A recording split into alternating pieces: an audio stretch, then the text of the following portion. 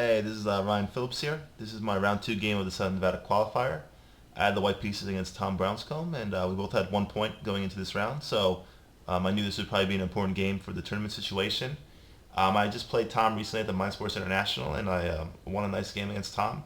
Um, so I was feeling somewhat confident, although I know most times I would consider myself the underdog, just based on rating differences and so I mean Tom's fairly uh, and he's fairly earned his rating based on a lot of hard work and strong play. So he's definitely a very tough player to play against. Here in this game, I actually thought I had a nice little opening advantage again, but unfortunately, I got a little bit of time pressure, and Tom played very well, and I was unable to convert my advantage to a win. I don't know if my advantage was big enough to say it was a winning advantage, but I thought I had a nice position to kind of play for a win. So I was pretty disappointed after this game that things didn't go my way, and I made a couple inaccuracies that kind of cost me a chance to win. So anyway, so the game started with a Sicilian. And in this position, Tom and I already have a little bit of history. Last time we played, I played C3, which I opted for again in this game. I actually feel quite a little bit more comfortable playing against the con than I used to, but I still don't particularly like playing against it. So it seems like against this line, I might try to play the C3 Sicilian more, but I think I'll probably also mix in the main line a lot more also. So maybe like a 50-50 split depending on my mood or whatever. So I don't think I'll always play the C3 line against this, and basically no other lines against the Sicilian do I ever play C3. So if someone thinks my C3 Sicilian is weak and wants to try to induce me to play that, this is probably a good move order to do so. As against even Knight C6, I don't know if C3 Sicilian is playable against Knight C6 instead of E6, but I don't know. It's an idea I'll have to think about. So anyway, here I played C3 just to kind of repeat the pleasant memories I had of our last game and see if Tom had anything different in store. So Tom played Knight F6 last game, and I think he didn't want to repeat history, so he played D5 here. And then here, I don't know, I didn't really want to play E takes D5. I just didn't see the reason to open up the diagonal for this light square bishop onto G4. So I played a very tricky move. I played E5. And basically, if my opponent played Knight C6, I was willing to go into the advanced French line with D4, just because I figured that if my opponent wanted to play the French, he would have played E6 on move 1. So I think my logic was pretty good that my opponent didn't want to play the French. But maybe he would have been, maybe he wasn't eligible with the advanced French, and if there was a line of the French he would want to go into, it would be the advanced French, in which case then my opening choice is probably poor. But even if he does want to play the advanced French, I mean, I don't think there's anything particularly bad with the advanced French, so let's go into that line and see what happens. When you play very strong players, you don't get exactly what you want. So I have to kind of adapt, and I thought the advanced French would be a playable line. I was a little worried about D4, which is the computer's main line, I believe. I think D4 is the best move in this position. So I don't know. I think in this variation we both would have been out of book. Computer really shows this knight A3 line, bishop D3, which is very tricky to find. So I really don't know what would have happened if my opponent played D4. And I hope if he watches this video, maybe if we get in the same position, he might try for this move, and we'll kind of have a good battle on our hands. Or we could play another advanced French, whatever, or we could play something totally different. That's kind of how chess goes. But anyway, I thought D4 was the most testing move, and the move I would have been least happy to see over the board. So when he played Knight C6 and we got into the advanced French, I was pretty relieved and happy with what had transpired. So here I played D4 without a moment's thought. But even this position is very interesting because D4 is not forced. I could play bishop B5. Although I don't like this move positionally. I think bishop D7, and if I lose my light square bishop, that would be pretty bad for me, I believe. So I don't think bishop B5 is the best way to play for an advantage. So I played D4. And it's interesting to me how the advanced French is basically already equal in this position. But here Tom played something very, very bizarre to me. I was very shocked. I was extremely shocked. He played F6, and I can't believe the computer didn't show this move as being worse. I mean, this is just I didn't really like this move. I know F6 is common against the French, but I don't see it this early ever. Normally, you have to kind of develop a little bit more about before you open up like your king side like this.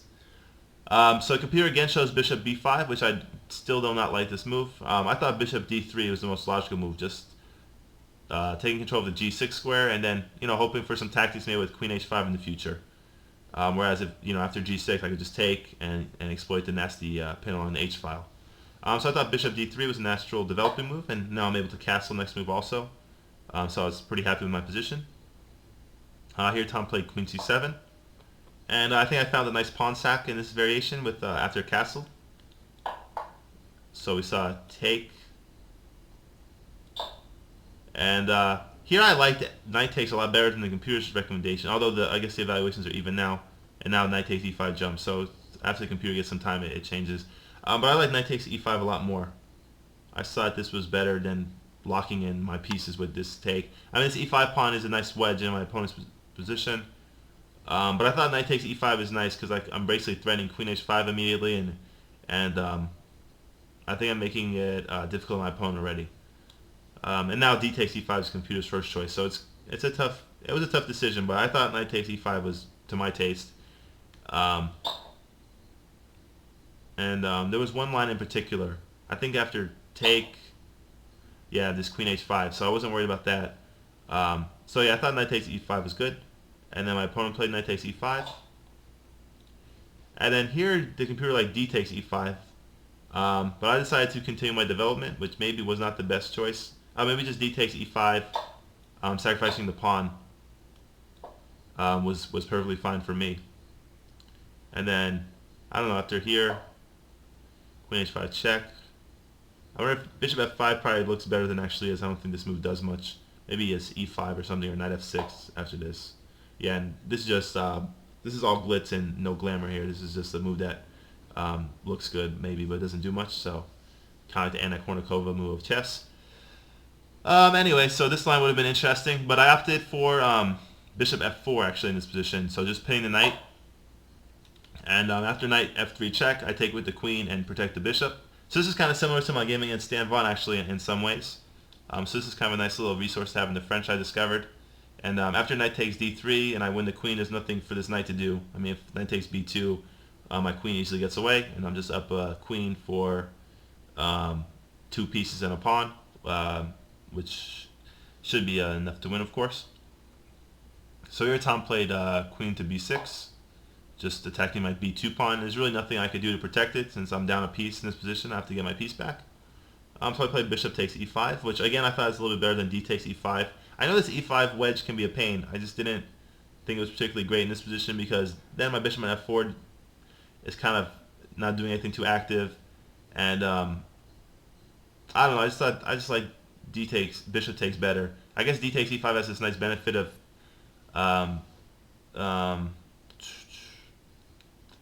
what's the word I'm looking for?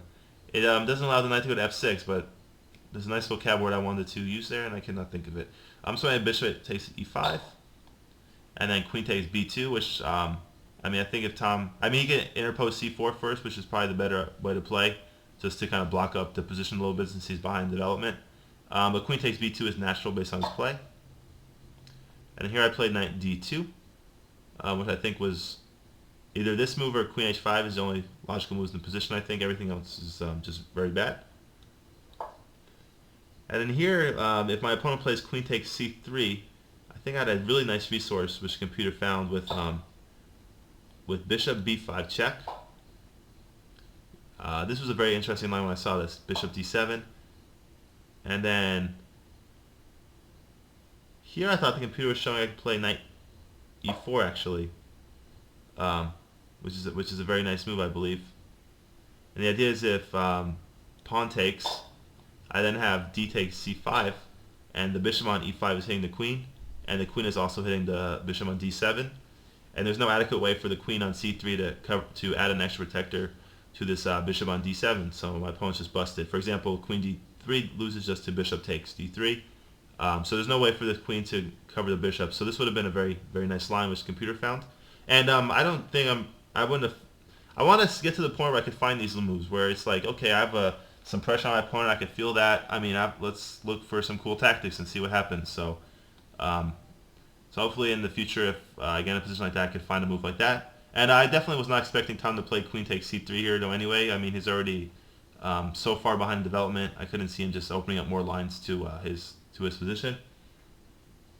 So we played a nice development move knight f6, which was very logical.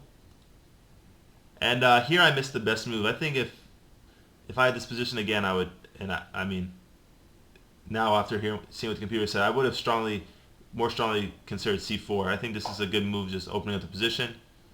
Um, but c4 is kind of a tricky move here because I always have to worry about just taking and then e takes and then the bishop on c8 becoming a very fine piece, which I don't want to allow that to happen.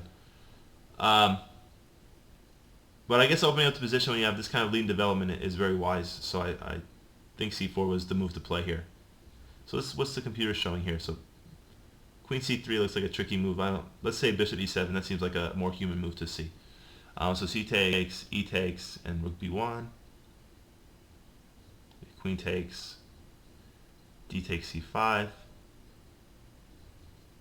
I don't know. I mean, I really don't see anything concrete here still for white, unfortunately. I mean, I don't know. Computer shows this as being a significant edge for white, but I don't. It doesn't feel like that's significant to me. So to me, it feels like Blackstone was safe with the king castle. Then I think I have to play very accurately. I mean, bishop takes f6 doesn't feel like a very natural move to me. Queen h5. I guess queen h5 is the nice threat. So I don't know, but this looked kind of tricky to me. I mean, I didn't see this far, but even looking at it now, it doesn't look decisive. I guess if I get the pawn back though and the material is equal, I can see how my position's better since I have the rooks connected already and more active pieces.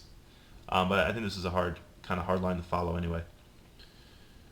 So I played. I think I played a fine move, but in retrospect, I kind of regret it. I took on c5.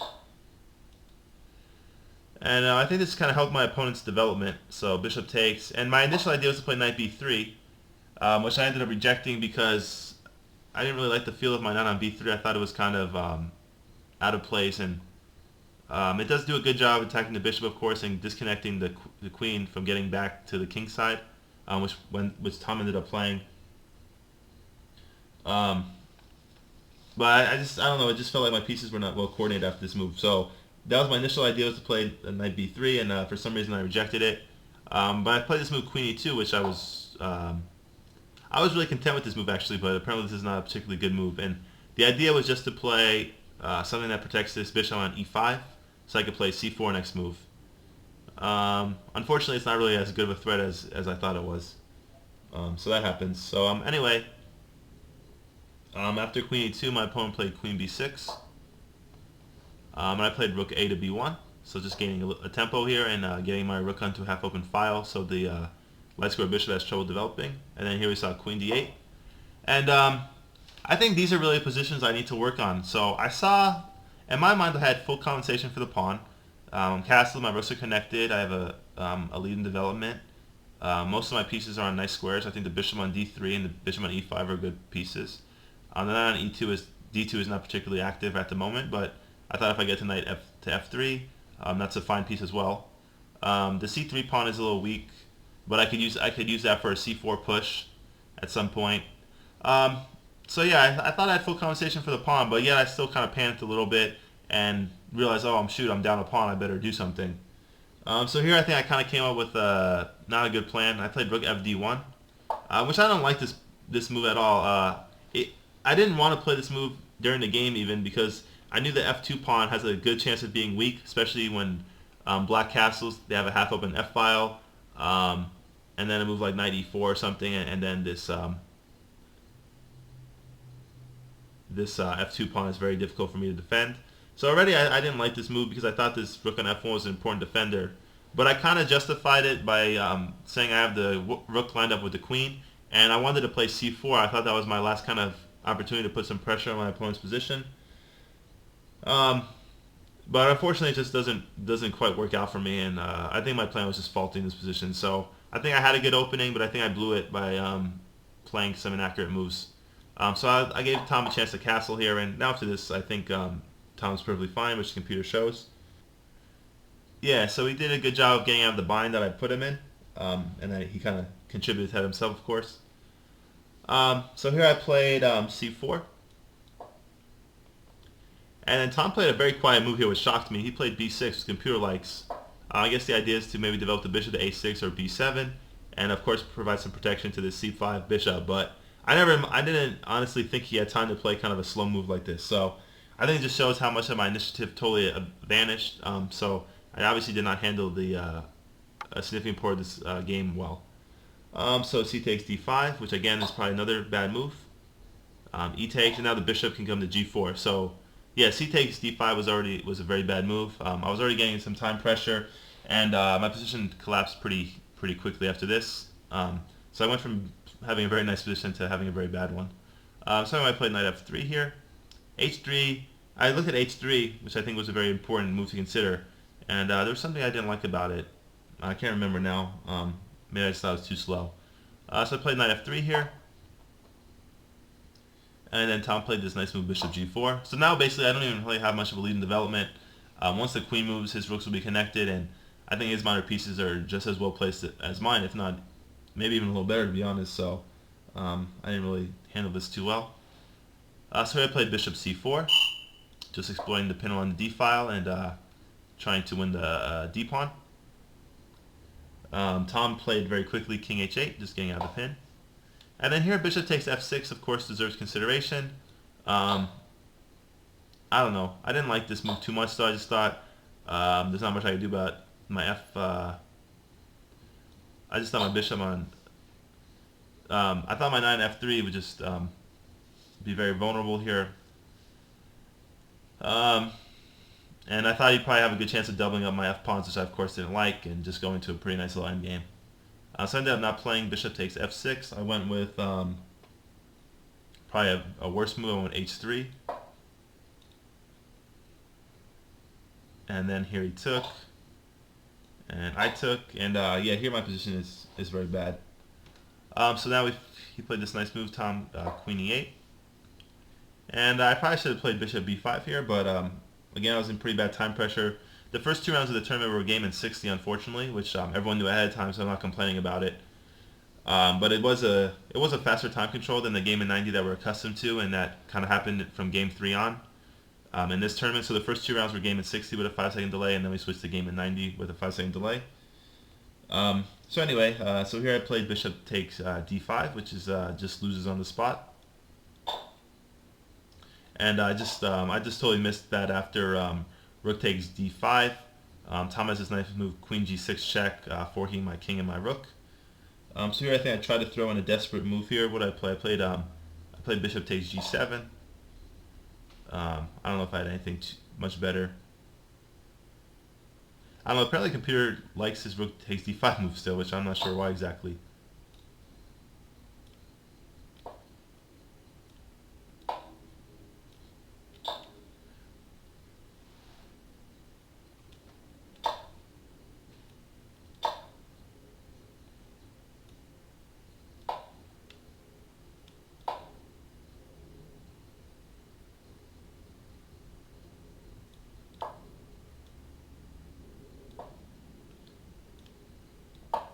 Yeah, so I'm not talking, I'm just trying to figure out.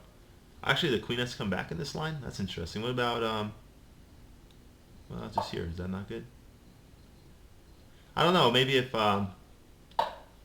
this is the best that black could do, maybe I should have gone into this line. I think this is still totally winning for black, but at least I have a queen here. So I don't know. But anyway, I just thought I didn't think I could give up the rook. I mean, I thought I saw I was lost here already. So I tried to go for some complications with king takes, bishop takes g7, and then I traded the queens off. So probably this idea was not good either. I mean, if you're down material, why trade off the pieces? But I didn't really have too much else I could do. So in this position, I have one pawn for a piece. Not even, because this pawn f3 is going to fall anyway. And yeah, so I'm just down a whole piece basically. So take. I played rook d7 check, and then Tom played rook f7, and in this position I decided to resign. I probably could resign a couple moves earlier, to be honest, but I figured I'd play on and see what happened a little bit.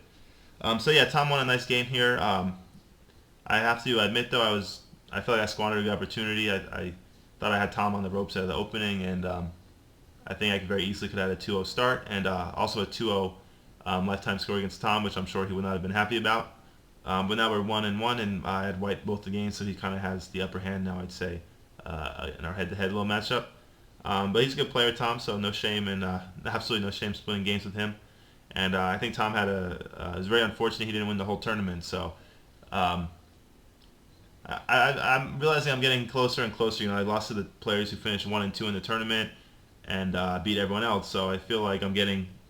I mean, I don't think that's too provocative a statement. I realize I'm getting pretty close, and I think I'm gaining a lot of confidence from this tournament and recent tournaments. And then I feel like I could play a little bit better too. It's just it's almost like I'm respecting my opponents a little bit too much, thinking they see everything, and they don't. We're both human, and neither of us are computers, and we both miss tactical stuff all the time.